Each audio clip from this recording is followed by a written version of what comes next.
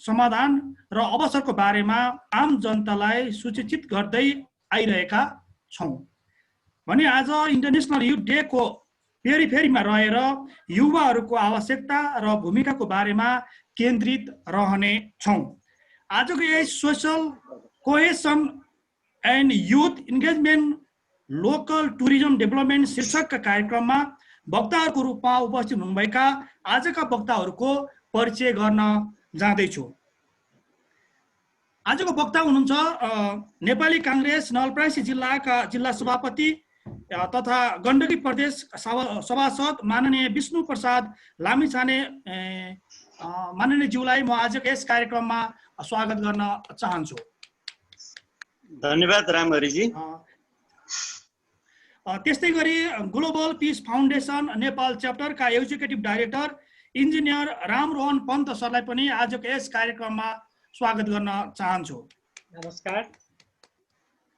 त्यस्तै गरी service for peace Nepal च्याप्टरका एक्जिक्युटिभ डाइरेक्टर सरोज कुमार खनाल सरलाई पनि आजको यस कार्यक्रममा म स्वागत गर्न चाहन्छु। धन्यवाद, नमस्कार।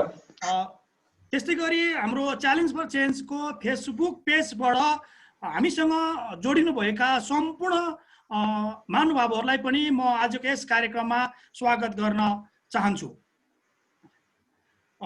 म कार्यक्रम गर्दै गर्दा भन्दा अगाडि केही कुराहरू भन्न चाहन्छु। युवामा जोश, जाँगर, सिर्जना र रचनात्मक कार्यक्रमहरू मार्फत समाज र देशका लागि योगदान दिन सक्ने समय हो। तर नेपालमा भने युवा मैत्रिक व्यवस्था अझै बन्न नसक्नु र युवालाई देशको विकासमा उपयोग गर्न नसकेको गुनासो पटक पटक उठ्दै आइरहेको छ। नेपालको परिप्रेक्ष्यमा युवाहरूलाई आर्थिक, सामाजिक, राजनीतिक र सांस्कृतिक जीवनमा समतामूलक सहभागिता गराउने र नेतृत्व विकासका माध्यमबाट युवाहरूलाई राष्ट्रिय विकासको मूल प्रवाहमा समाहित गरी राष्ट्रिय विकास गर्नुपर्ने आवश्यकता अहिले टक्रालो देखिएको विषय हो। युवाका विषयमा विश्वभर सरकार तथा सरकारवालाहरूलाई सचेत र जागरुक बनाउने उद्देश्यले अन्तर्राष्ट्रिय युवा दिवस मनाउने गरिन्छ। तर यसरी युवा दिवस मनाए पनि युवा बेरोजगारी, अदक्ष जनशक्ति, गुणस्तरीय स्वास्थ्य, शिक्षा जस्ता समस्याहरू विद्यमान नै छन्, जसको कारणले सोचे अनुरूपको नतिजा देख्ने समय अझै लाग्नेछ। अदक्ष जनशक्ति, गुणस्तरीय स्वास्थ्य, शिक्षा जस्ता समस्याहरू विद्यमान रहन्छन् तबसम्म अन्तर्राष्ट्रिय युवा दिवस मनाउनुको कुनै खास औचित्य देखिँदैन। जबसम्म देश र राज्य युवा मैत्री हुँदैन, युवाको जोश, जाँगर र प्रतिभाको भरपूर सदुपयोग गर्न राज्य र सम्बन्धित निकायहरू सफल हुँदैनन्, अन्तर्राष्ट्रिय युवा दिवसको उपलक्ष्यमा गरिने जस्तो सुकै कार्यक्रमको पनि कुनै सार्थकता वा औचित्य हुँदैन र रहँदैन पनि। त्यसैले युवाहरूको महत्त्व र शिक्षाका के कस्तो भूमिका हुन्छ भन्ने विषयमा केन्द्रित रहेर आजको कार्यक्रम सुरु र अन्त गर्नेछौँ। नेपालमा विभिन्न समयमा देशको राजनीतिक व्यवस्थापन परिवर्तन गर्न र नयाँ व्यवस्था ल्याउन गरिएको आन्दोलन आदि इत्यादिमा युवा शक्तिको उच्च उपस्थिति देखिएको छ र अझै देखिन्छ पनि। यस तथ्यको युवा शक्तिको महत्त्व र आवश्यकता दुवै टक्कारो रूपमा देखिएको पनि पाइन्छ। राज्य र प्रदेश स्वयं सम्बन्धित निकायहरूको सम्पूर्ण युवा वर्गलाई लक्षित गरी विभिन्न सृजनशील र सिपमूलक तालिम आदि प्रदान गरी उद्यमी र जिम्मेवार नागरिकको रूपमा युवाहरूको विकास गर्ने युवा जनशक्तिलाई अवश्य पनि विदेशिनबाट रोक्न सकिनेछ। अहिलेको परिवर्तित राज्य व्यवस्थामा युवालाई समेत राज्य सञ्चालनका विभिन्न प्रक्रियामा समावेश गर्न नसकेको खण्डमा राष्ट्रले युवाहरूको ऊर्जा र प्रतिभाहरूबाट लाभ लिनुको सट्टा ती युवा शक्ति विभिन्न प्रकारका कुलतहरूमा रुमल लिएर राष्ट्रले विभिन्न अनावश्यक अस्तित्वको सामना गर्नुपर्ने स्थिति आउन पनि सक्नेछ। यस्तो अवस्थामा युवा जनशक्तिलाई स्वदेशमै स्वरोजगार सिर्जना गर्नको लागि के कस्तो योजना र कार्यनीतिहरू ल्याउन आवश्यक देखिन्छ आदि विषयमा रहेर आजको छलफल रहनेछ। यो छलफलमा सबभन्दा पहिलो प्रश्न म माननीय ज्यूलाई सोध्न चाहन्छु र हामी विषयवस्तु भन्दा पनि थोरै यो कोभिड-19 ले हामीलाई पारेको असरको बारेमा हामी छलफल गरेछौँ पहिला, त्यसपछि हामी युवाहरूलाई कसरी सृजनशील उद्यमशील बनाउन सकिन्छ भन्ने विषयमा हामी केन्द्रित हुनेछौँ। सबैभन्दा पहिला म माननीय ज्यूलाई मेरो पहिलो प्रश्न सोध्न चाहन्छु। माननीय ज्यू। हजुर, धन्यवाद रामहरिज्यू। वास्तवमा यति बेला विश्व नै कोभिड-19बाट आक्रान्त बनेको छ। त्यसले नेपाल पनि अछुतो रहन सकेन। हामी यति बेला साँच्चै नै लकडाउनकै परिस्थितिमा, सेमी डाउनकै परिस्थितिमा छौँ भन्दा हुन्छ। दिनानुदिन सङ्क्रमितहरूको सङ्ख्या बढ्दै गएको छ र त्यसबाट निधन हुने हाम्रा दाजुभाइ दिदीबहिनीहरूको सङ्ख्या पनि बढ्दैछ। यो विषम परिस्थितिमा सबभन्दा पहिला त कोरोना भाइरसको कारणले निधन हुन पुग्नुभएका म सम्पूर्ण व्यक्तिहरूलाई हार्दिक श्रद्धाञ्जली व्यक्त गर्न चाहन्छु र अहिले पनि जति सङ्क्रमित हुनुहुन्छ उहाँहरू सबैलाई म शीघ्र स्वास्थ्य लाभको कामना गर्न चाहन्छु र जो कोरोनालाई जितेर घर फर्किनु भएको छ म सम्पूर्णलाई म हार्दिक बधाई दिन चाहन्छु। सबभन्दा पहिला त के हो त भने मुलुक कोरोनाले आक्रान्त बनेको छ। हामीले गर्नुपर्ने के हो भन्दा हामी जति बेला यसको सुरुवात भयो त्यो सुरुवाती दिनदेखि हामी जति सचेत भयौँ भन्ने लाग्छ मलाई नै पनि अझै यसले समुदायमा धेरै प्रभाव पार्न सक्थ्यो। अहिले पनि समुदायमा केही ठाउँहरू बाहेक अरू ठाउँमा समुदायमा त्यति धेरै गएको पाइँदैन। खास गरेर बाहिरबाट आउनेहरू, विशेष गरेर अझै इन्डियाबाट आउनेहरू लाई नै धेरै सङ्क्रमित भएको हामीले पाएका छौँ। त्यसैले अझै पनि पहिलो कुरो त भन्दा हामी सचेत भएर हाम्रा काम कारबारहरू दैनिक रूपमा अहिले सञ्चालनमा आएका छन्। त्यसो हुँदा हुँदै पनि हामी सचेत भएर अगाडि बढ्न जरुरी छ र राज्यले यति बेला मैले पटक पटक भन्ने पनि गरेको छु, पहिलो प्राथमिकता राज्य भनेको के हो भन्दा जनतालाई बचाउने हो। जनता भने त्यसपछि अरू विकास निर्माणका कामहरू पनि, एक वर्ष विकास निर्माणका कामहरू रोकिँदा पनि एकदमै आकाशै खस्ने परिस्थिति बन्दैन। त्यसैले राज्यले पनि अहिले जनतालाई कसरी बचाउन सकिन्छ भन्नेतिर ध्यान दिन जरुरी छ। त्यसको लागि हामीले भन्दै आएका पनि छौँ। एक घर एक पिसिआर को वातावरण सिर्जना गर्नुपर्छ। धेरैभन्दा धेरै परीक्षण गर्ने वातावरण बन्न जरुरी छ। अहिले पनि हामीले समाजमा जति परीक्षण गर्नुपर्ने हो त्यति परीक्षण हुन सकेको छैन। त्यो कारण पनि अझै कतिलाई कोरोनाले सङ्क्रमित गरेको छ भन्ने तथ्यलाई परेको छैन। त्यसैले पहिलो काम हामी यो पिसिआरलाई, अब आरडिटी फेल भएको छ, सबैतिरबाट त्यो फेल भएको प्रमाणित भएको हुँदा अब त्यस अल्झिन, त्यसमा भुल्न हुँदैन भन्ने मलाई लाग्छ। त्यसैले पिसिआरलाई चाहिँ धेरैभन्दा धेरै बढाउने र कसरी चेतना जगाउन सकिन्छ, सङ्क्रमणबाट कसरी बचाउन सकिन्छ भन्नेतिर राज्य लाग्न पर्छ। तपाईँ युवाको कुरा गर्नु भएको छ, साँच्चै नै युवाहरूको मुलुकको भूमिका चाहिँ सशक्त रहन्छ। यसमा विभिन्न कार्यक्रमहरू सहित युवाहरू अगाडि बढ्ने हो भने यसलाई चाहिँ हामीले गर्न सक्छौँ।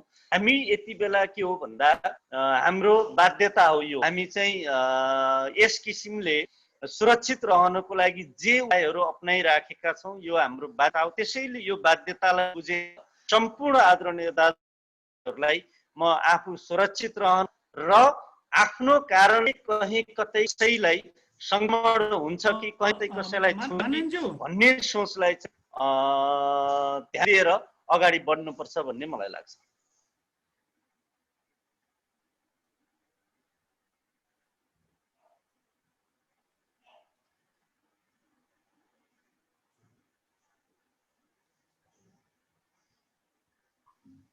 हजुर रामहरि सर।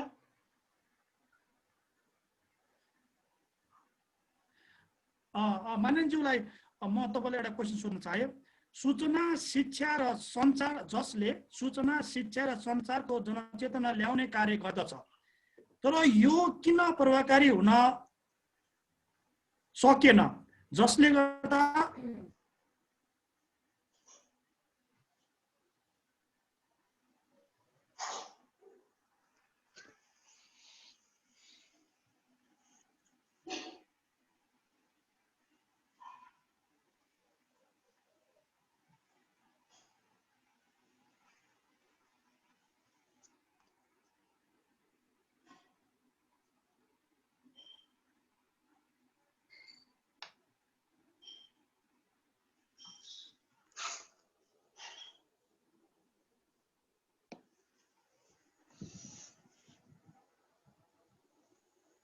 रामरी सर तपाईको म्युट छ।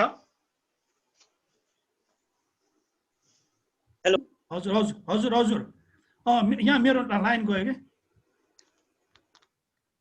हजुर बिन्सुर हेलो हजुर मैले तपाईँलाई एउटा क्वेसन सोध्न खोजिरहेको थिएँ। हजुर हजुर सुन्नु भएको छ? सूचना शिक्षा र सञ्चार जसले सूचना शिक्षा र सञ्चारले जनचेतना ल्याउने काम गर्दछ, तर यो किन प्रभावकारी हुन सकेन, जसले गर्दा कोरोना समुदायमा फैलिन गयो? कार्यान्वयन नहुन कारणहरू के होला?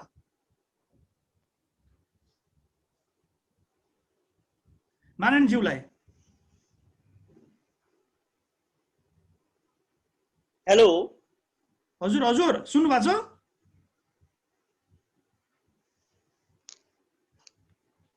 म उहाँसँग फेरि आउने छु। त्योभन्दा अगाडि म इन्जिनियर रामरोहन पन्त सर भन्न जान चाहन्छु।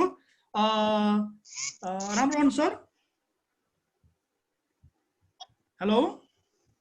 हजुर राम्रै सर। हजुर हजुर हजुर म तपाईँलाई BCC behaviour change and communication, मानवीय स्वभाव परिवर्तन सञ्चार जसले जनमासमा मानव स्वभाव परिवर्तनको दीर्घ सुरुवातको वातावरण सृजना गर्दछ, तर कानुन नियम बनाउने तर त्यही तहका व्यक्तिहरूले पालना नगर्नुले आज यो कोरोनाको भयभीत भएको छ। के ठुलालाई चैन सानालाई ऐन भएको हो र? पक्कै विडम्बना हामीले त्यो देखिए तापनि अब यो महामारीले को ठुलो को सानो, को गरिब को धनी, कसैलाई यसले त्यो किसिमले भेदभाव गर्दैन। तसर्थ जुन किसिमले हामीले महामारीबाट बच्नको लागि व्यक्तिगत तर्फबाट पनि, हाम्रो घर परिवारबाट, हाम्रो समाजबाट पनि राष्ट्रको नियम कानुन लाई पनि हामीले पालना गर्नुपर्छ। अवश्य नै हाम्रो राष्ट्रका नेतागणज्यूहरू र समाजमा कहलिएका व्यक्तिहरू, बिजनेस सेक्टर, कलाकार भनौँ, त्यो किसिमको देखिएका व्यक्तिहरू सबैका लागि उहाँहरू एउटा किसिमले उदाहरणीय हुनुभएको भएर, उहाँको देखासिखी जनमानस हामी सबैले गर्ने भएको भएर, तसर्थ त्यस्तो व्यक्तित्वज्यूले पनि व्यवहारमा ती कुरालाई उतार्नुपर्छ। र तसर्थ अब हामी व्यक्तिगत तर्फबाट हेर्दाखेरि पनि यो हिसाबले हामी यो परिवेशमा हाम्रो आफ्नो एउटा व्यक्तिको योगदान पनि आवश्यक छ यो महामारीबाट बच्नको लागि। र नेपालको परिवेशमा अहिलेको समय हेर्दाखेरि विडम्बना अब यो किसिमको हिसाबले रामरीजी अझै आएन के भयो फैलिराखेको छ। र त्यसलाई चाहिँ हामी चिर्नको लागि हामी व्यक्तिगत तर्फबाट पनि यी महामारीलाई चिर्नको लागि हामीले हाम्रो व्यवहारलाई पक्कै अबका दिनहरूमा एउटा सचेत रूपले चाहिँ हाम्रो भूमिकालाई अगाडि बढाउनुपर्छ। र त्यो भूमिका अगाडि बढ्नको लागि म पनि तयार छु र मैले चिनिजानेका साथीहरू र मेरो नेटवर्कमा पनि त्यो भूमिकामा अगाडि बढ्नको लागि म यही कार्यक्रम मार्फत पनि आह्वान गर्छु। हेलो हजुर, थ्याङ्क यू रामरी सर।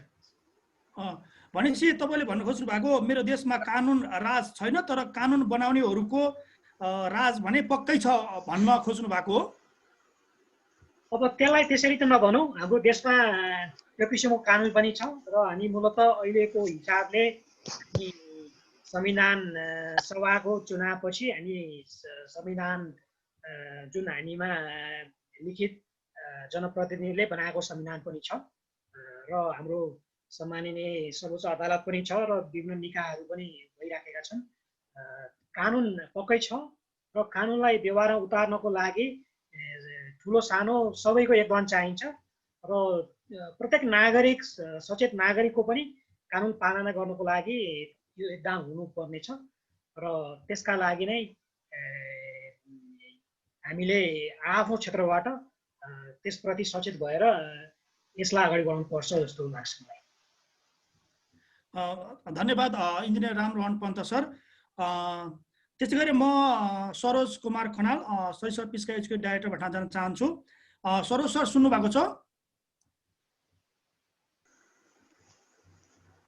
हेलो, सुनिरहेको छु। हामी अजम्मरी होइनौँ, तर केही न केही गरिरहनुपर्छ भन्ने तपाईँको सोचाइ जस्तो लाग्छ मलाई। त्यही भएर तपाईँले आफ्नो क्षेत्रमा यो महामारीको समय पनि अहोरात सामाजिक क्षेत्रमा योगदान दिँदै आइरहनु भएको छ। यो प्रेरणा चाहिँ तपाईँले कहाँबाट, यस्तो किसिमको महामारी अवस्था पनि यस्तो प्रेरणा कहाँबाट आउँछ? धन्यवाद प्रश्नको लागि। खास गरी यो कोभिड-19 को अवस्थामा हामीले चाहिँ जुन सेवा कार्यहरू गर्यौं त्यो चाहिँ एउटा त त्यो परिस्थितिले नै उब्जायो। म बसेको ठाउँ सर्लाही जिल्लाको बरथवा नगरपालिकामा लकडाउनको अवस्था थियो अनि थुप्रै मान्छेहरू चाहिँ नै यो खाना खान नपाउने परिस्थिति देखेर साह्रै त्यो दया जागेर आयो र अब म आफै पनि स्वयं यस्तै सामाजिक कार्यमा संलग्न रहिरहेको हुनाले मैले चाहिँ अब केही न केही गरौँ न यस्तो अवस्थामा भनेर चाहिँ यो लकडाउनलाई त्यति वास्ता नगरिकनै अर्थात् अब सुरक्षा अलिकति अपनाएर हामीहरूले चाहिँ काम सुरु गर्यौं। त्यसमा चाहिँ विशेष गरी यो इन्डियाबाट लकडाउनमा यहाँ घेरिएर बसेको केही मान्छेहरू हुनुहुन्थ्यो। उहाँ चाहिँ विभिन्न पेसाको लागि चाहिँ यहाँ नेपाल आउनु भएको, तर लकडाउनले गर्दाखेरि त्यो पेसा पनि बन्द भयो र उहाँहरू फर्किन पाउनु भएन र खानालाई पनि नभएको अवस्थाहरू चाहिँ त्यहाँ आयो, पत्र पत्रिकामा आयो। त्यहाँ साह्रै अप्ठ्यारो परेको परिस्थितिहरू र केही यस्ता अब हामी कथाकथित भनौँ न तल्लो जाति भनिने डुम बस्तीमा मैले चाहिँ धेरै लामो समयदेखि काम गरिरहेको र त्यहाँको मान्छेहरूले पनि मलाई चाहिँ लौन सर हामीलाई एकदम गाह्रो भयो, केही उपाय निकाल्नुहोस् न भनेर भनेपछि अनि मेरै अब साथीभाइहरूसँग सल्लाह गरेँ र चाहिँ ल यिनीहरूलाई केही नसके अब 2 छाक खाना चाहिँ खुवाउनु पर्छ भनेर हामीले चाहिँ आफैले 1,000 रुपियाँ सङ्कलन गर्यौं अनि त्यो काम सुरु गर्यौं। त्यो सुरु भएपछि त्यहाँको स्थानीयहरूले पनि देख्नुभयो हाम्रो गतिविधिहरू। त्यसपछि त्यहाँको लोकल पत्रिकामा हाम्रो यो कुराहरूको बारेमा, हाम्रो कामको बारेमा आयो। अनि त्यसपछि चाहिँ के हो भन्दाखेरि हामीलाई त्यो चामल दाल तरकारी ल्याएर दिने मान्छेहरूको ताती लाग्यो। त्यसले गर्दा हामीलाई अझ सहज पनि हुँदै गयो र त्यो गर्दै जाँदाखेरि कुनै पनि सामाजिक काम चाहिँ हामी जिरोबाट सुरु गर्छौं, तर गर्दै जाँदाखेरि यसपछि अर्को पछि अर्को गर्दै जाउँ भन्ने चाहिँ नि त्यो उत्प्रेरणा आफै जाग्दो रहेछ। र अब त्यही क्रममा हामीहरूले चाहिँ 180 जनासम्म एक दिनमा 180 जनासम्म मान्छेलाई 1.5 महिनासम्म खाना खुवाउन सफल भयौं र त्यस पश्चात पनि अझ थुप्रै सहयोगहरू जुटिरहेको थियो। तर हामीहरूले चाहिँ के देख्यौँ, लकडाउन अलि खुकुलो हुँदै गयो अनि त्यो जुन इन्डियाबाट चाहिँ लकडाउनमा बसेका मान्छेहरू तिनीहरूले चाहिँ अब बिस्तारै व्यवसाय गर्न लागे अनि त्यसपछि हाम्रो त्यो डुम बस्तीको मान्छेहरूले पनि सानोतिनो सामानहरू बनाएर अनि खेरि गाउँमा बेच्न लागे। यसरी चाहिँ नि त्यो परिस्थिति अलि सामान्य हुँदै गएपछि हामीले यसलाई चाहिँ निरन्तरता दिएको छैनौँ। अहिले फेरि पनि अब लकडाउन फेरि भयो, अलि कठिन परिस्थिति आयो भने फेरि त्यो काम चाहिँ सुरु गर्नुपर्ने अवस्था आउन सक्छ। र मलाई चाहिँ तपाईले प्रेरणा कसरी आयो भनेर भन्नुभयो नि, त्यो प्रेरणा भन्ने कुरा चाहिँ नि एउटा चाहिँ आफैले गर्दा गर्दै आउँदै जाने कुरा हो। एकपछि अर्को मैले अघि नै भने एकपछि अर्को अर्कोपछि अर्को गर्दै जाने कुरा हो। आजभन्दा करिब 1500 वर्ष अगाडि एउटा एम्बुलेन्स किनेर, त्यो मेरो ठाउँमा एम्बुलेन्स नभएको ठाउँमा एउटा एम्बुलेन्स किनेर सामाजिक सेवामा हात हाले मैले। र गर्दै जाँदाखेरि अहिले कयौं चाहिँ 40वटा त पुस्तकालय मैले मेरै जिल्लामा चाहिँ खोलिदिएँ। त्यसपछि धादिङमा मैले खानेपानीको योजना अहिले चाहिँ करोडौँको चाहिँ योजनाहरू सञ्चालन गर्न सकिएको छ। यहाँ चाहिँ नि अहिले 15-16 वर्षदेखि चाहिँ नि अनाथ आश्रम मैले चलाइराखेकै छु। अब भनौँ एउटा सानो कामबाट सुरु गरियो हैन, आफ्नो परिवार भन्दा अलिकति माथि उठेर अनि यो समाज पनि मेरै परिवार हो हैन, मैले सोच्ने हो भन्दा एउटै परिवारका सदस्य हौं हामी। जसरी वसुदैव कुटुम्बकम भनिन्छ, वन फ्यामिली अन्डर गड भनेर जुन हामी सुन्दै आइरहेका छौं, त्यही सिद्धान्तलाई चाहिँ मैले यसो मनन गरेर हेर्दाखेरि यी सबै मेरै परिवार त हुन् नि भनेर मैले चाहिँ अलिकति मेरो आफ्नो जुन परिवार भन्दा अलिकति माथि उठेर मैले सेवाको काम सुरु गरेँ। गर्दै जाँदाखेरि हाम्रो डिलिजेन्स भन्छ नि, हाम्रो काम गर्ने चाहिँ जुन लगाव देखेर होला, हाम्रो निरन्तरता हैन, त्यो सब देखेर होला थुप्रै दाताहरू चाहिँ हामीलाई सहयोग गर्न आइरहेका छन्। हामी तिनैको सहयोगबाट चाहिँ हामी काम गर्न सकेका छौँ। त मैले भने नि सुरुमा सानो एउटा कामबाट सुरु गरियो, गर्दा गर्दै गर्दा गर्दै यहाँसम्म पुग्यो। अझ के लाग्छ भन्दाखेरि अझ पनि भविष्यमा शरीरले साथ दिएछ भने, आफ्नो यो स्वस्थ मस्तिष्कले चाहिँ सधैँ यसै गरी साथ दिइरह्यो भने हामी चाहिँ अझ पनि थुप्रै यस्ता योजनाहरू मेरो मन मस्तिष्कमा छ। आज भर्खर हाम्रो नगरपालिकाको फोहोर मैलाको व्यवस्थापन अत्यन्तै दयनीय अवस्थामा भएको हुनाले मैले आज भर्खर त्यहाँ चाहिँ एउटा यो फोहोर प्रशोधन केन्द्रको चाहिँ एउटा ठाउँ हेरेर आएँ र निकट भविष्यमा यो नगरपालिकाकै सम्पूर्ण फोहोरको व्यवस्थापनको जिम्मा मैले लिएर म यो काम सम्पन्न गर्छु भनेर म चाहिँ अहिले पनि लागिरहेको छु। त्यसकारणले म चाहिँ के भन्न चाहन्छु भन्दाखेरि यो प्रेरणा भनेको एकपछि अर्को अर्कोपछि अर्को गर्दै जाने हो। र ठुला ठुला विद्वानहरूको पुस्तकबाट मैले स्वामी डाक्टर सन म्योङ मुनको सिद्धान्त, उहाँले जुन दिनुभएको एउटा सिद्धान्त छ जसमा कि living for the sake of others भनेर उहाँको प्रमुख सिद्धान्त नै त्यही छ। उहाँको म शिष्य पनि हुँ, मैले उहाँको थुप्रै बुक अध्ययन गरेको छु, त्यहाँबाट पनि मलाई यो प्रेरणा मिलेको हो।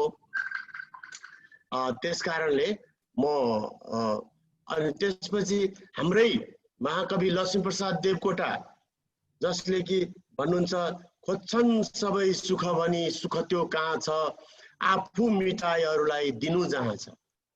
त्यहाँ उहाँको त्यो शब्दमा यति गहिराई छ, यति गहन चाहिँ त्यसको अर्थ छ।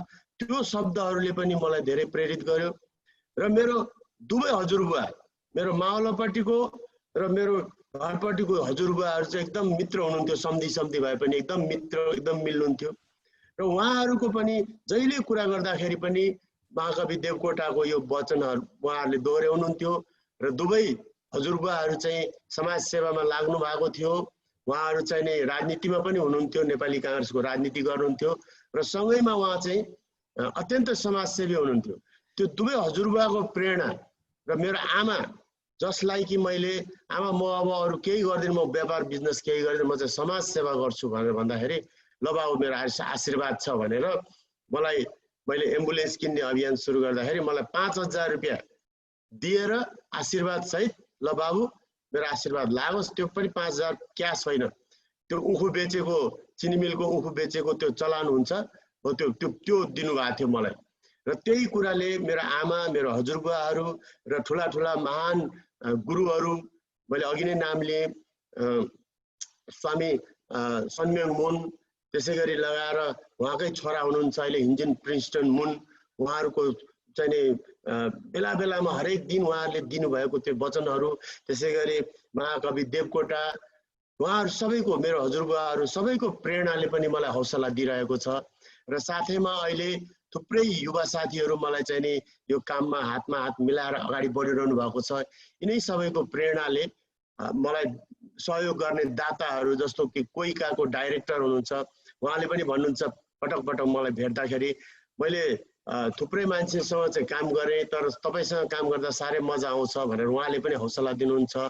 यस्तै यस्तै कुराहरूले चाहिँ म प्रेरित भएर म यो समाज सेवामा यसरी अगाडि बढ्न सफल भएको हुँ। धन्यवाद। इच्छा शक्ति भयो भने हामी सफलता पुग्न सक्छौँ र हामीलाई इच्छा शक्तिकै कारणखेरि हामीमा विभिन्न किसिमका प्रेरणाहरू सिर्जित हुन्छ। त्यही सिर्जित भएको प्रेरणाले गर्दाखेरि हामी सफल हुन सक्छौँ भन्नुभयो। सरोज कुमार खनाल सरलाई धेरै धेरै धन्यवाद। म माननीयज्यूबाट आउन चाहन्छु। माननीयज्यू,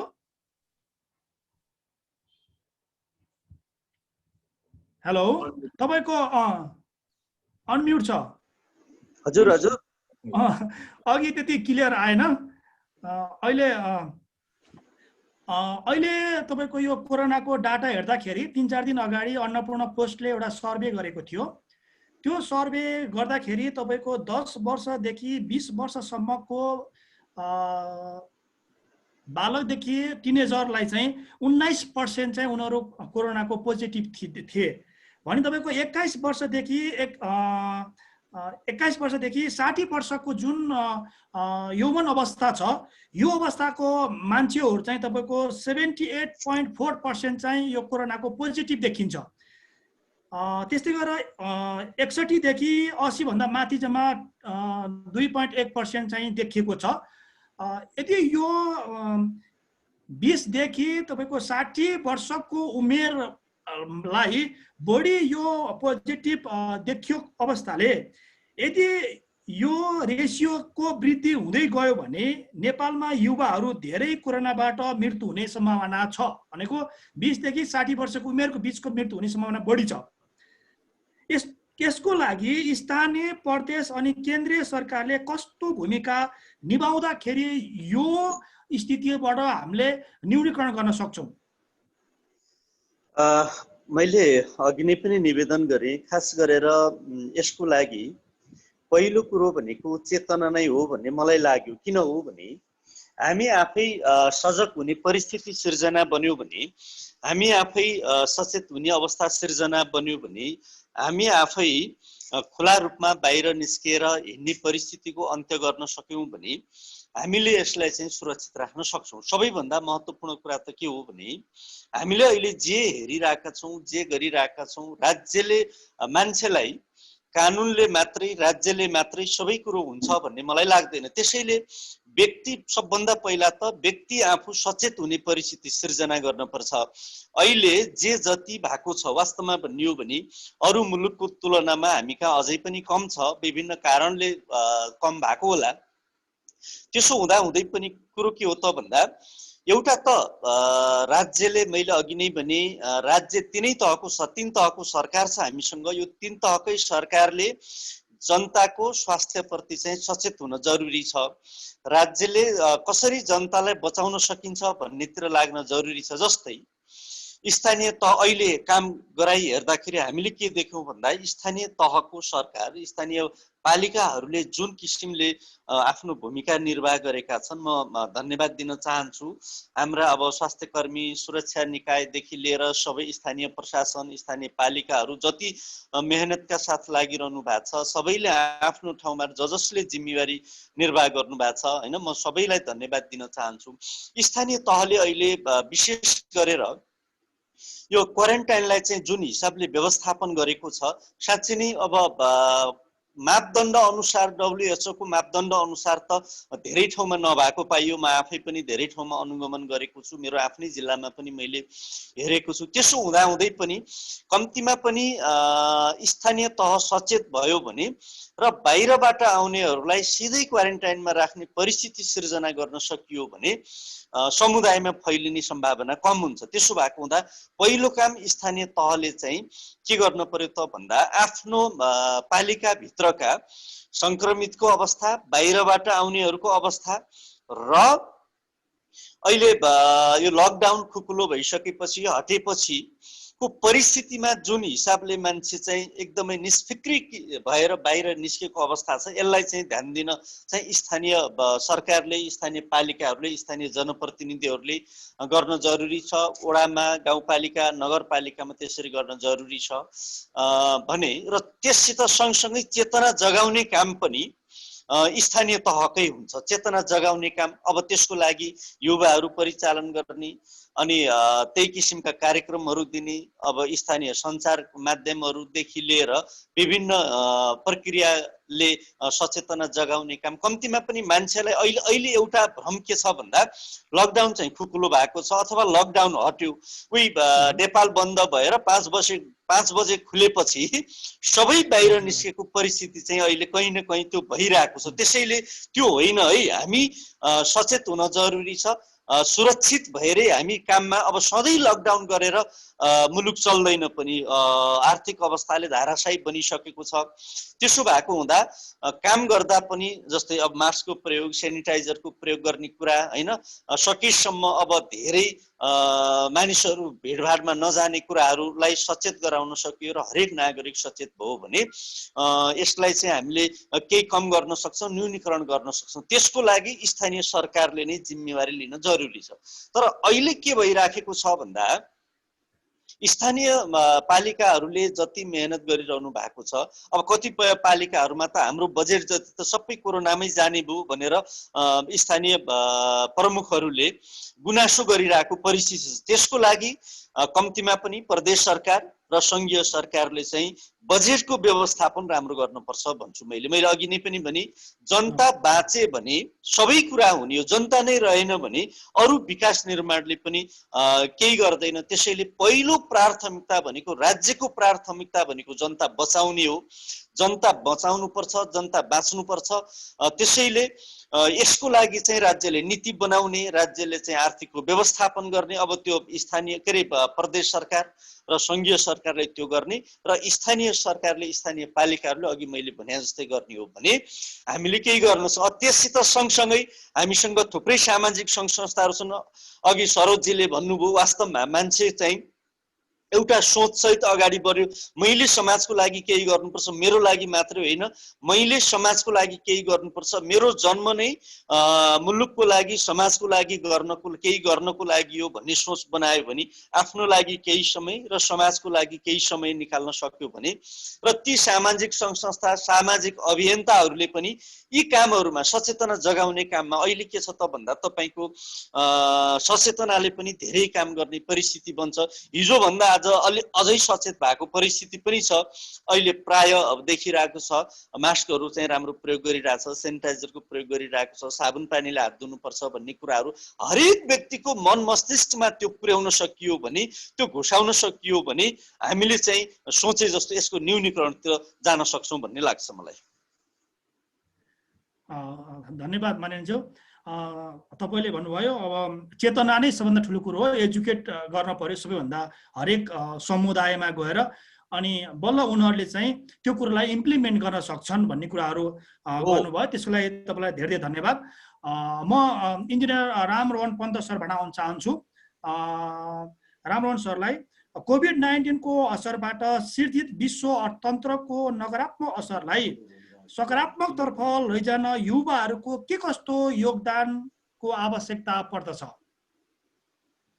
हजुर, धन्यवाद रामरी सर। अवश्य नै यो परिस्थिति अहिले हाम्रो देशमा मात्रै नभएर विश्वव्यापी नै छ र यो हिसाबको परिस्थिति भविष्यमा पनि नआउला भन्न हामी सक्दैनौँ।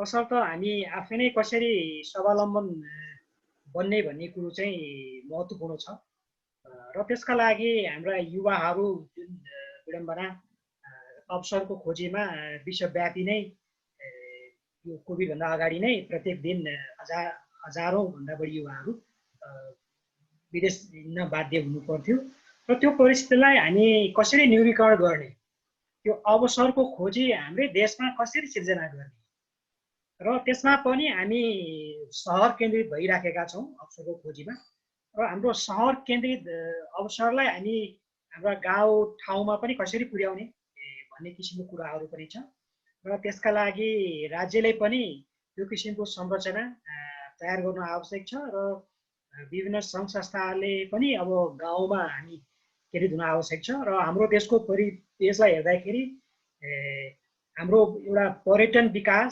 टुरिज्म जुन महत्त्वपूर्ण हो हाम्रो देशको अर्थनीतिमा, त्यो र हाम्रो देशको भौगोलिक परिस्थितिले गर्दाखेरि पनि टुरिज्मको सेक्टर महत्त्वपूर्ण छ।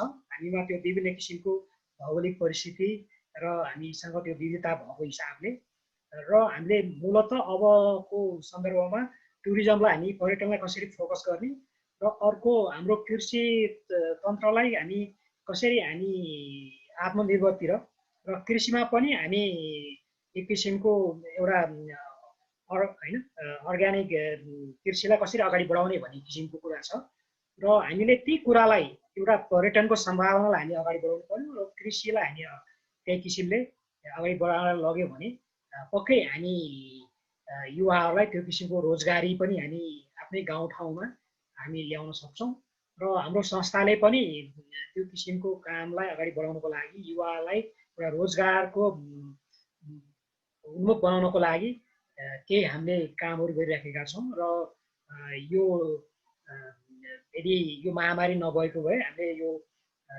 पिस इन्भाइरोमेन्ट टुरिज्म कन्फरेन्स हामी मेमा गर्ने हाम्रो तयारीमा थियो र हामी त्यसका बावजुद पनि हामीले युवाहरूलाई एउटा युवा उद्यमी च्यालेन्ज पनि हामीले आयोजना गरेका थियौँ मे पछि र त्यसको भर्चुअल बुट क्याम्प गरेर युवाहरूका विभिन्न 15 भन्दा बढी आइडियाहरू आइसकेका छन् र हामी अबको केही महिनापछि नै ती आइडियाहरूलाई हामी एउटा भर्चुअली प्रतियोगिता गराएर हामी केही युवाहरूलाई पुरस्कृत पनि गर्नेछौँ। यस्ता कामहरूलाई हामीले हाम्रा युवालाई एउटा रोजगार बनाउनको लागि त्यो अवसरको एउटा प्लेटफर्म पनि हामीले बनाउनु पर्यो र राज्यका नीतिहरूमा पनि सङ्घ संस्था हामी समुदायले पनि कसरी सघाउन सक्छौँ त्यो किसिमले अगाडि बढाउनु पर्यो र रोजगारी हामीले हाम्रै गाउँठाउँमा खोज्नु पर्यो अबका दिनहरूमा। त्यो किसिमले हामी अगाडि बढ्यौँ भने हामी स्वावलम्बनतिर अगाडि बढ्न सक्छौँ र अब आउने भविष्यका महामारीबाट पनि हामी बढ्न सक्छौँ र म यही कुरालाई मैले फेरि दोहोऱ्याउन चाहन्छु, हाम्रो पर्यटनलाई हामी अगाडि बढाउँ, हाम्रो कृषिलाई हामी अगाडि बढाउँ र अहिलेको आधुनिक प्रविधिको हिसाबले यी कुराहरू सम्भव छ र हामी त्यो सम्भावनाको खोजीमा अगाडि बढाउँ। हस् त। धन्यवाद। सबैले आफ्नो ठाउँबाट आफ्नो जुन ठाउँमा हामी छौँ त्यो ठाउँबाट हामीले युवाहरूलाई विभिन्न किसिमको इन्टरप्रेनर सम्बन्धी तालिमहरू दियौँ भने केही न केही युवाहरूले नेपालमै अब स्थानीय लेभलमै रोजगारहरू हामीले सृजना गर्न सक्छौँ भनेर भन्न खोज्नु भएको होइन रामरोहन सर? हजुर, त्यही नै हो र हामीलाई त्यो किसिमको ठुल्ठुलो कल कारखानाहरू त्यसै आवश्यक छैन जस्तो लाग्छ र हाम्रो देशको भौगोलिक विविधताले गर्दाखेरि कृषिमा आधारित पर्यटन र त्यो किसिमको हिसाबले अगाडि बढाउने भने हामी धेरै किसिमका सम्भावनाहरूलाई हामी यहीँ खोज्न सक्छौँ।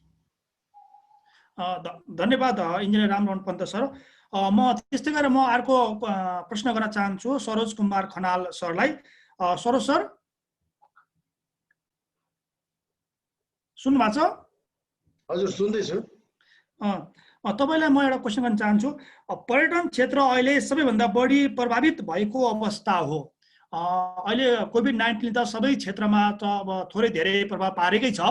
त्योभन्दा सबभन्दा बढी चाहिँ अहिले टुरिज्म सेक्टरलाई नै प्रभाव पारेको देखिन्छ।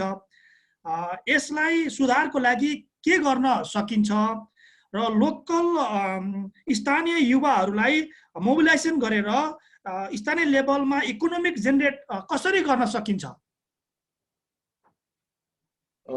धन्यवाद।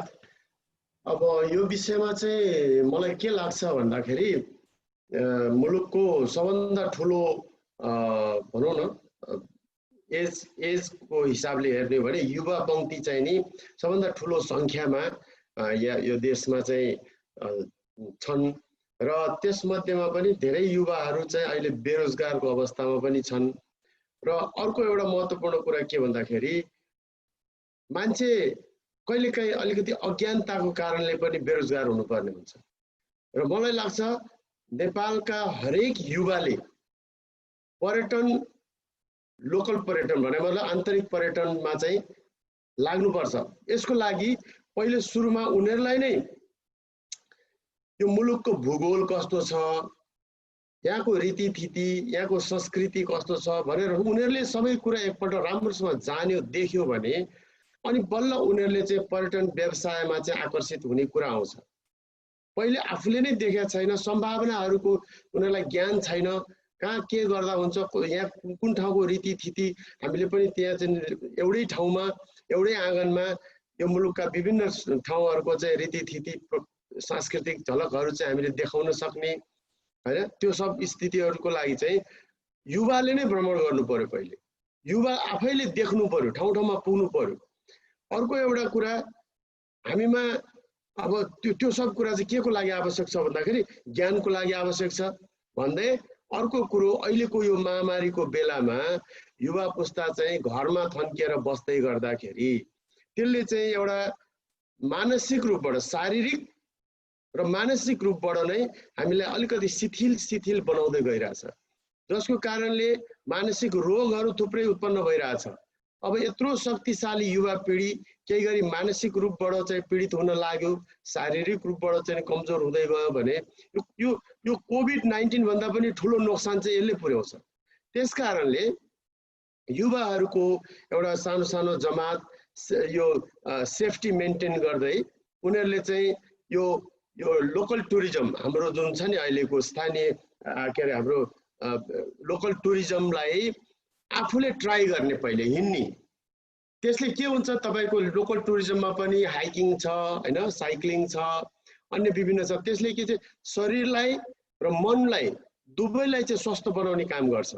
त्यो चाहिँ अलिकति मैले पहिले नै भने अलिकति उनीहरूले चाहिँ डिस्टेन्स मेन्टेन गर्ने, सेनिटाइजरदेखि लिएर मास्कदेखि लिएर यी सब कुराको प्रयोग गर्दै यो चाहिँ घरमै थन्केर बस्नुभन्दा आफ्नै गाउँठाउँको वरपर यताउति सानोतिनो हाइकिङ गर्ने ठाउँ छ भने त्यतातिर जाने, एउटा साइकल लिएर चाहिँ यसो परिक्रमा गरेर नपुगेको ठाउँहरू चाहिँ घुम्ने फिर्ने हेर्ने, यसरी चाहिँ लाग्नुपर्छ। र मलाई के लाग्छ भन्दाखेरि आन्तरिक पर्यटनको विकासको लागि राज्यले पनि जुन किसिमले योजनाहरू, जुन किसिमले चाहिँ नि पर्यटन विकासको लागि चाहिँ नि कुराहरू ल्याएको छ, त्यसको लागि चाहिँ गाउँमै गएर ठाउँमै हेरेर त्यो मान्छेहरूको त्यहाँको सम्भावनाहरू कुन कुराको, जस्तो कि मेरो गाउँ यहाँ चाहिँ नि दनुवार भन्ने जातिको एउटा टोल छ, गाउँ छ। ती दनुवारहरू एकदम आदिवासीहरू, अब उनीहरूको आफ्नै एउटा संस्कृति छ, त्यो माछा मारेर यस्तोमा त्यो माछा राखेर माछा मारेर खाने, नाचगान गर्ने, रमाइलो गर्ने, यो सब छ। अब यहीँनिर त्यही दनुवारको घरमा हामीहरूले चाहिँ अलिकति अनुदान दिएर हुन्छ कि नगरपालिकाबाट, राज्यले सरकारी वा केन्द्रबाट हुन्छ कि प्रदेशबाट हुन्छ कि कहाँबाट हुन्छ, उनीहरूलाई अलिकति थोरै अनुदान दिने, यसको बारेमा ट्रेनिङ दिने, यसको उनीहरूलाई लगेर विभिन्न होमस्टेको चाहिँ ठाउँहरूमा लगेर देखाउने, अनुभव गराउने, र त्यसपछि उनीहरूलाई थोरै अनुदान दियो भने उनीहरूले यहीँनिर एउटा चाहिँ नि होमस्टेको चाहिँ सञ्चालन गर्न सक्छन्। हुन त नगरे होइन, भएको छ, ठाउँ ठाउँमा मैले देखेको छु, चितवनमै छ, अन्य ठाउँहरूमा पनि देखेको छु। तर यो ठाउँमा पनि सम्भावना छ, जस्तो कि सौराहामा जे जस्तो जङ्गल छ, सौराहामा जे जस्तो खोला बगेको छ, त्यो त्यहाँ भएका थारू जातिहरूको संस्कृतिहरू छ, त्यो हाम्रो यहीँ पनि छ। तर यहाँको स्थानीय सरकारले त्यसलाई चाहिँ नि बुझिदिनु पर्यो, उनीहरूलाई प्रेरित गर्नु पर्यो, लगाउनु पर्यो। र हामी युवाहरूले पनि यस्ता कुराहरूलाई एउटा ईश्वरको वरदान ठानेर एउटा गहना हाम्रो यो ठाउँको चाहिँ एउटा भनौँ सम्पत्तिको रूपमा यसलाई लिएर जति पनि प्राकृतिक चिजहरू छन्, जस्तो जङ्गल छ, त्यो जङ्गलमा विभिन्न वन्यजन्तुहरू छ, अहिले चाहिँ नि हामी बाटोमा हिँड्दा त्यतिकै देखिरहेको छौँ। अहिले वास्तवमा भन्ने हो भने तपाईँले सौराहाको त्यो जङ्गल, त्यो आरक्षण क्षेत्रभित्र भन्दा हाम्रो यहाँको मूर्तिया जङ्गल भन्छ यसलाई, यहाँनिर बढी वन्यजन्तुहरू देखिन्छ। र त्यसको लागि त्यही किसिमको व्यवस्थापनहरू भइदियो भने त्यो सम्भव थियो। र अझ पनि फेरि म एकपल्ट जोड दिएर के भन्न चाहन्छु भने हाम्रा युवा पङ्क्तिहरूले चाहिँ अब घरमा बस्ने होइन, यो लकडाउन भयो भनेर घरमा बसेर खालि त्यही मोबाइल चलाएर ग्याजेटहरू मात्रै चलाएर बसेर चाहिँ वास्तवमा भन्ने हो भने मानसिक रूपबाट हामी निकै चाहिँ नि ग्रस्त हुन जान्छौँ। यसको लागि चाहिँ अब घरबाट बाहिर निस्किने, सोसल डिस्टेन्स मेन्टेन गर्ने र चाहिँ विभिन्न आफूले नदेखेको नपुगेको ठाउँहरूमा चाहिँ गएर हेर्ने, बरु 2-4 जना साथी जाने, रमाइलो गर्ने पनि भयो।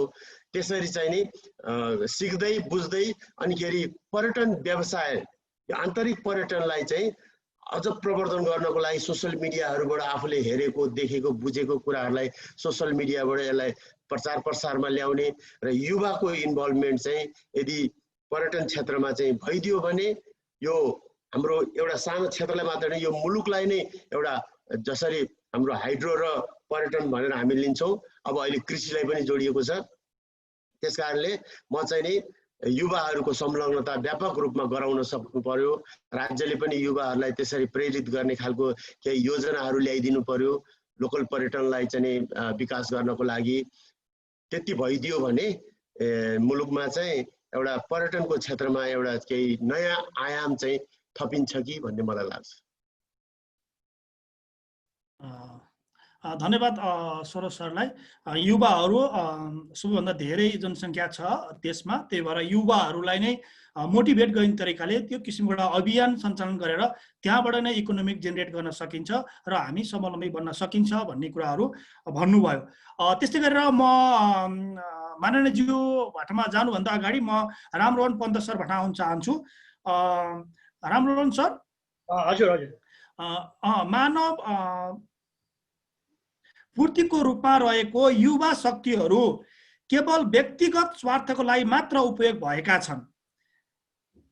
युवाहरूलाई प्रोडक्टिभिटी काममा भन्दा व्यक्ति विशेष स्वार्थको लागि मात्र उपयोग गरेको पाइन्छ। अहिलेको पोलिटिकल्ली सिनारियो पनि त्यही छ।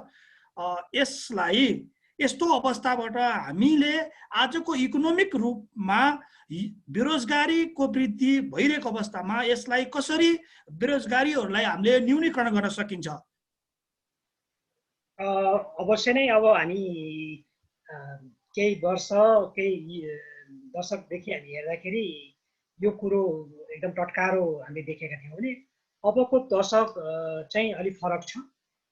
किनकि अहिले सूचना प्रविधिको सहजताले गर्दाखेरि प्रत्येक व्यक्ति युवा लगायत प्रत्येक व्यक्ति नै त्यो किसिमको हाम्रो एउटा स्वतन्त्र समाज पनि भएको हिसाबले आफ्नो अभिव्यक्ति स्वतन्त्रता चाहिँ अहिले सबैको पहुँचमा छ र त्यो हिसाबले एउटा राजनीतिक सचेत युवा पनि हुन आवश्यक छ।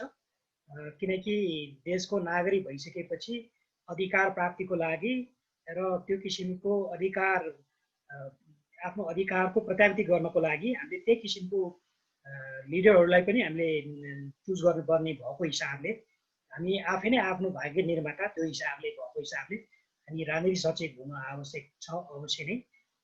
र त्यही रूपले हामीले जुन रूपले अहिले यहाँले भन्नुभयो त्यसका लागि युवालाई एउटा अवसरको प्रत्याभूति दिनको लागि हामी सबैको हातेमालो आवश्यक छ। र अबको जमानामा हामीले एउटा शिक्षाको हिसाबले पनि एउटा कोरा शिक्षा नभएर हामीले एउटा भोकेसनल एजुकेसन एउटा सिपमूलक शिक्षालाई हामी अगाडि बढाउन आवश्यक छ। र हामीमा त्यो किसिमको सिप भएको शिक्षा हामीले ग्रहण गऱ्यौँ भने हामी नेपालमै पनि बसेर हामीले त्यो किसिमको कामहरू अन्य देशको कामहरू पनि गर्न सक्छौँ। र त्यो हिसाबले म त्यसको आफै उदाहरण हुँ र मैले प्रविधिको शिक्षा मैले केही अन्य देश पनि गएर ग्रहण गर्न सक्ने त्यो अवसर पनि प्राप्त गरेँ र मैले केही बाहिरका कामहरू आफ्नै हिसाबले पनि यही देशमा बसेर गरिराखेका छु। एउटा कम्प्युटर सफ्टवेयरमा आधारित कामहरू र एउटा उदाहरण मात्रै हो यो। र हामीले हाम्रा अहिलेका युवालाई त्यो किसिमको भोकेसनल एउटा सिपमूलक शिक्षा चाहिँ हामी कसरी दिने र अवसरको खोजी हाम्रै समाज हाम्रै देशमा कसरी सिर्जना गर्ने भन्ने कुरा महत्त्वपूर्ण छ। र हामीले शिक्षालाई मात्रै अगाडि बढाउन सक्यो भने युवा पछि पर्नु पर्दैन र हाम्रो समाज पनि त्यो किसिमको सचेतनामूलक एउटा समृद्धि जुन हाम्रो प्रधानमन्त्रीजीको पनि नारा छ सुखी नेपाली समृद्ध नेपाल भन्ने नारा चाहिँ युवालाई शिक्षित गरेर युवालाई त्यो किसिमको रोजगारको सम्भावना हामीले हाम्रै देशमा सृजना गरेर मात्रै पुऱ्याउन सक्छ, न कि हाम्रा युवालाई हामीले बाहिर पठाउने शिक्षा हामीले दियौँ भने त्यो किसिमको रोजगारीको सम्भावना र हाम्रो देशको समाज निर्माण चाहिँ हुन सक्छ जस्तो लाग्दैन। र युवाहरू प्रत्येक क्षेत्रमा आउनुपर्छ र युवालाई ल्याउनको लागि हामी सबैले त्यो किसिमको प्लेटफर्म योगदान पनि गर्न आवश्यक छ जस्तो लाग्छ। प्रविधिको शिक्षा चाहिँ अहिलेको आवश्यकता हो होइन रामरण सर? हजुर, प्रविधियुक्त शिक्षा चाहिँ हामी दिन आवश्यक छ र एउटा भोकेसनल व्यावसायिक शिक्षा जुन शिक्षाले गर्दाखेरि हामीले अवसर चाहिँ आफूले प्राप्त गर्न सक्छौँ यही आफ्नै हिसाबले।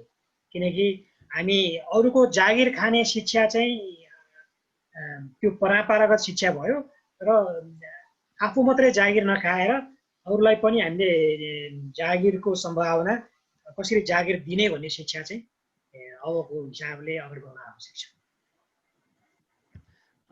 धन्यवाद रामरण सरलाई। म अन्तिम प्रश्न सोध्न चाहन्छु माननीय ज्यूलाई। माननीय ज्यू, हजुर, तपाईको अब पोलिटिकल ब्याकग्राउन्ड भएको हुनाले म हजुर तपाईँको पोलिटिकल ब्याकग्राउन्ड भएको हुनाले म पोलिटिकली नै कुरा गर्न चाहन्छु। यो तपाईँको अन्तिम प्रश्न हो र हामी आजको कार्यक्रममा अन्तिममा आइसकेका छौँ। यो हाम्रो 1 घण्टाको कार्यक्रम लगभग 1 घण्टा हुन लागिसकेको छ।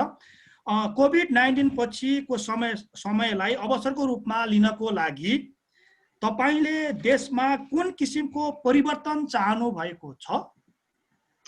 त्यो परिवर्तनमा कुन किसिमको कस्तो नेतृत्व आवश्यक महसुस गर्नु भएको छ?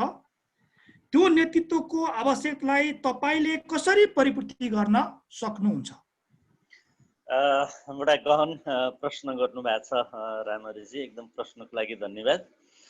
खास गरेर मैले भने मुलुक विषम परिस्थितिमा छ। यो परिस्थितिबाट मुलुकलाई अब अगाडि ल्याउनको लागि केही गम्भीर भएर सोच्नुपर्ने देखिन्छ। अघि सरोज सरले अनि पन्त सरले भने जस्तै पहिलो कुरो त युवाहरूलाई कसरी अब मुलुकभित्रै रोजगारी दिन सकिन्छ भन्ने कुरो महत्त्वपूर्ण हुन्छ भन्ने मलाई लाग्छ। त्यसको लागि सबैभन्दा पहिलो काम के हो त भन्दा पहिलो कुरो के हो भने कामको सम्मान गर्ने बानी बसाल्न जरुरी छ। हामी कहाँ के छ भन्दा काम पहिलो कुरो त ठुलो मान्छे हो भन्नेहरूले काम गर्नै हुन्न भन्ने सोच हामीसँग छ।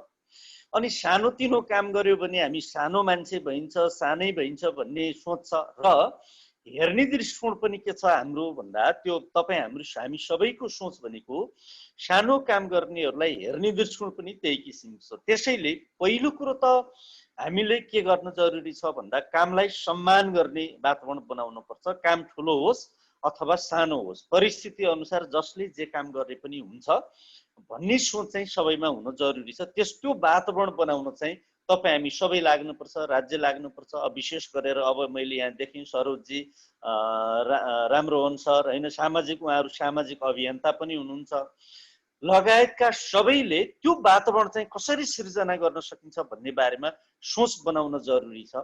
त्यसपछि अर्को कुरो के हो त भन्दा कुरा अघि पनि आछ,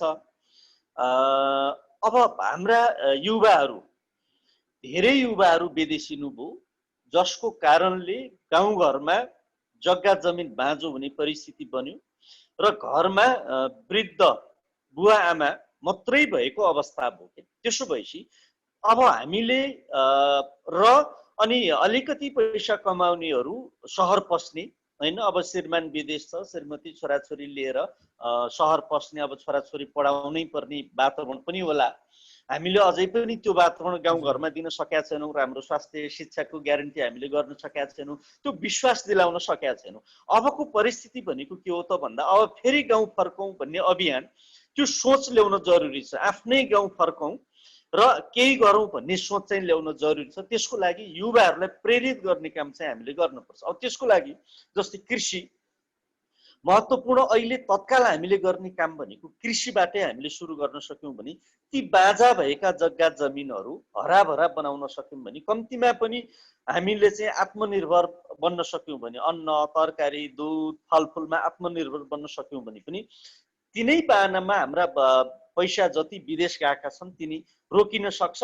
र त्यसको लागि युवाहरूलाई चाहिँ प्रेरित गर्ने किसिमको काम राज्यले गर्न जरुरी छ। जस्तै हामीले हेरौँ अहिले पनि कृषिका नाममा अनुदान धेरै गएका छन्। हाम्रै प्रदेशबाट पनि धेरै कृषकहरूले अनुदान पाएका छन्, तर अनुदान पाउनै पर्ने किसानले कति प्रतिशतले पाएका छन् र अन्यले कति प्रतिशत पाएका छन् त्यो छातीमा हात राखेर आत्मआलोचना गर्नु परिस्थिति चाहिँ बनेको छ हैन। कति नातावादको नाममा, कति पार्टीका नाममा, कति केका नाममा अनुदान गएका छन् र आज अनुदान ल्याउँछ। मैले एउटा उदाहरण दिन्छु। एउटा गाई फर्मलाई को नाममा आज अनुदान ल्याउँछ।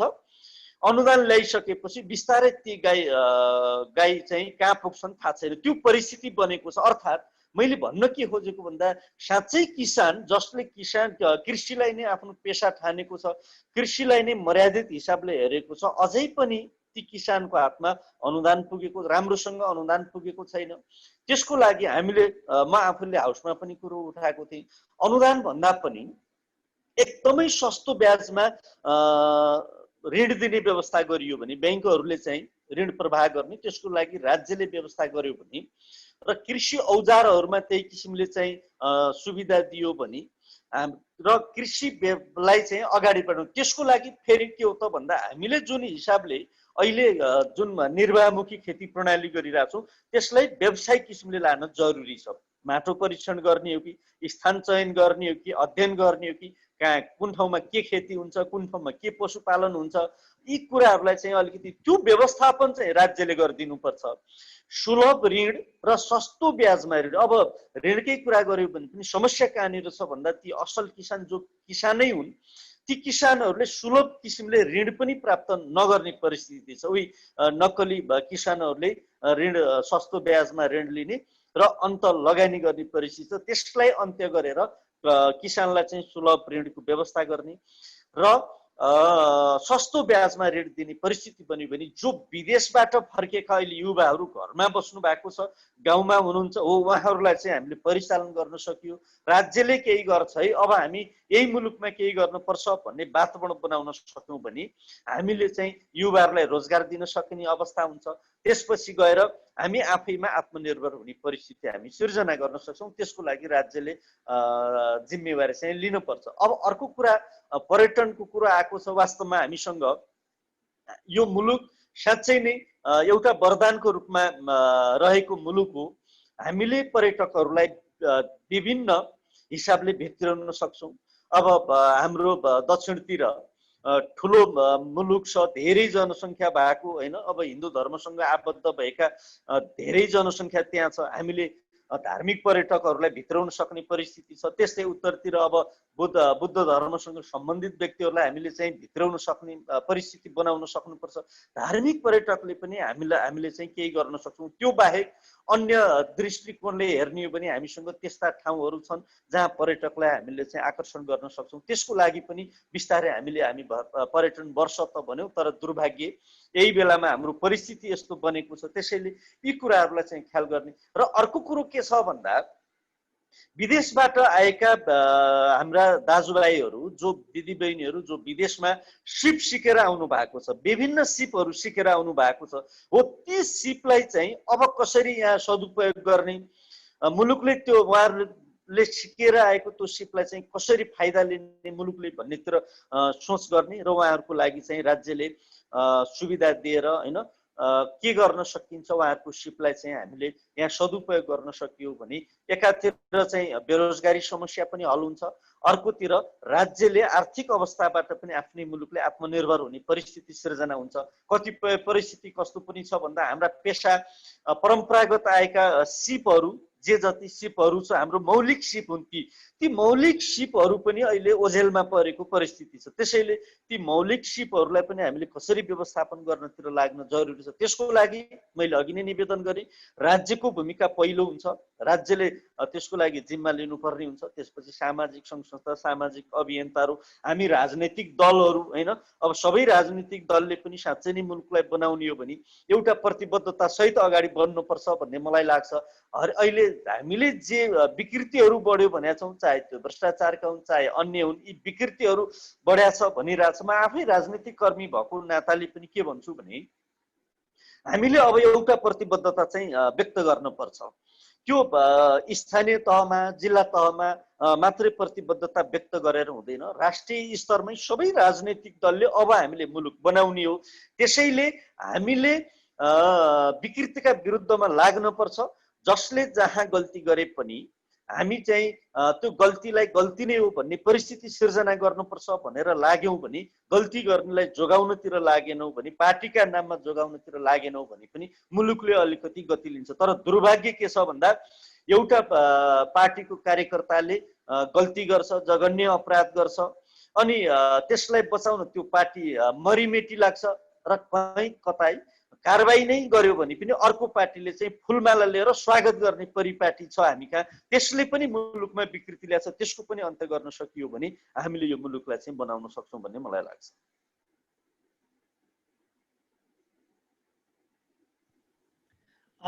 धेरै धेरै धन्यवाद। तपाईँले अहिले कृषि क्षेत्र एउटा सर्भाइभ मात्रै छ, यसलाई प्रफिटेबलतिर लिएर गयौँ भने हामी कृषि क्षेत्रमा हामीले फड्को मार्न सक्छौँ। राजनीतिमा पनि हामीले अहिले जुन सोच छ त्यो सोचभन्दा फरक सोच राखेर हामी हिँड्यौँ भने हामीले राजनीतिक परिवर्तन पनि गर्न सक्छौँ, जसले गर्दाखेरि सम्पूर्ण देशवासीहरूले, आम जनताहरूले चाहिँ एउटा सहानुभूति चाहिँ पाउन सक्छन् भन्ने कुराहरू भन्नुभयो होइन माननीयज्यू? हजुर हजुर। यसको लागि मैले के जोड्न खोजेँ भन्दाखेरि तपाईँ आफू त्यो नेतृत्वमा हुनुभयो भने तपाईँले के गर्न सक्नुहुन्छ, के गर्न खोज्ने तपाईँको चाहिँ ड्रिम छ भन्न खोजेँ मैले। तपाईँको नेतृत्वमा हजुर हेलो हजुर हजुर भन्नु। हेलो हजुर हजुर हेलो रामहरिजी सुन्नु भएको छ? हेलो हजुर हजुर सुन्नु भएको छ? हजुर हजुर के भयो? हेलो हजुर हाम्रो माननीयज्यूसँग त्यति हेलो हुन सकेन। हजुर हजुर तपाईँको अनम्युट छ। हजुर हजुर सुन्नु भएको छ? म्युट भयो फेरि। हेलो हजुर नेट स्लो के हो? हेलो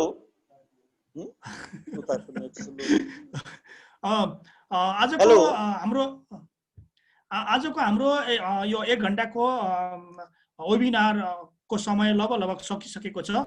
आजको हाम्रो मेरो देश मेरो दायित्व भाग 10 मा हामी युवाहरू को आवश्यकता, समस्या र उहाँहरूको युवाहरूको भूमिका कस्तो हुनुपर्छ भन्ने विषयमा आज हामी छलफल गर्यौं। र आजको छलफल को वक्ताको रूपमा हुनुहुन्थ्यो माननीय विष्णु प्रसाद लामिछानेज्यू, त्यस्तै गरेर ग्लोबल पिस फाउन्डेसन का एक्जिक्युटिभ डाइरेक्टर रामरोहन पन्त सर, अनि त्यस्तै गरेर सरिस्वत पिसका नेपालका director executive director Saroj Khanal. म सबैलाई धेरै धेरै धन्यवाद दिँदै आजको यस कार्यक्रम यही अन्त भएको घोषणा गर्दै सबैसँग बिदा हुन चाहन्छु। धन्यवाद, नमस्ते।